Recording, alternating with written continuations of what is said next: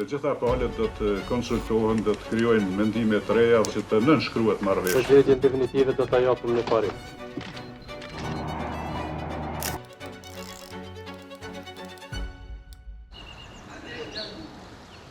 Në shkort 1999, përfaqësuesit e Kosovës dhe Jugosllavisë u mblodhën pranë Parisit për një konferencë që do të vendoste fatin e konfliktit.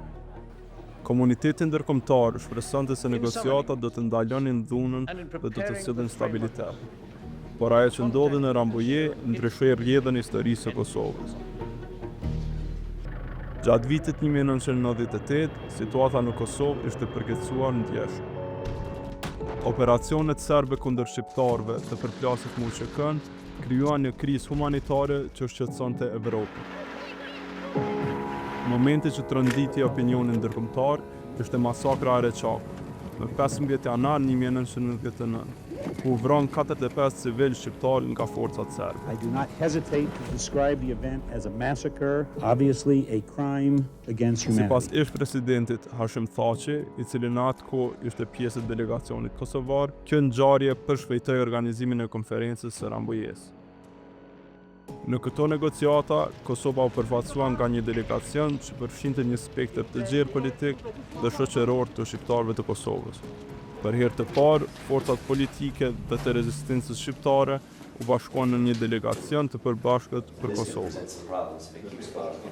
Në Washington dhe kryeqytetet evropiane, diplomacia kërkonte një zgjidhje për të ndaluar dhunën në Our goal is Kosovë. not merely to respond to the recent atrocities in Kosovo, but to help resolve the conflict so that the violence can end for good.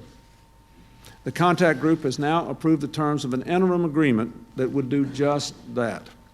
By protecting the rights of all the people of Kosovo and giving them the self-government they clearly deserve. Por, çfarë përfshinte marrëveshja e Rambujes? Një parlament dhe një qeveri të zgjedhur nga popullsia, një kushtetut për institucionet e saj, një sistem gjyqësor të veçantë dhe polici lokale që do të garantonte rendin dhe sigurinë. Po ashtu, ajo parashikonte që pas disa vitesh të zhvillojë një proces politik për të rishikuar statusin e ardhshëm të Kosovës.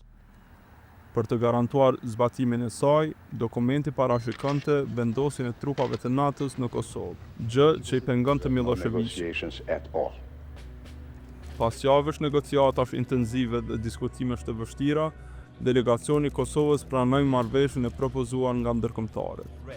Ky vendim u pa nga shumë diplomatë si një hap i rëndësishëm drejt një zgjedhjeje politike dhe stabilitetit në Kosovë.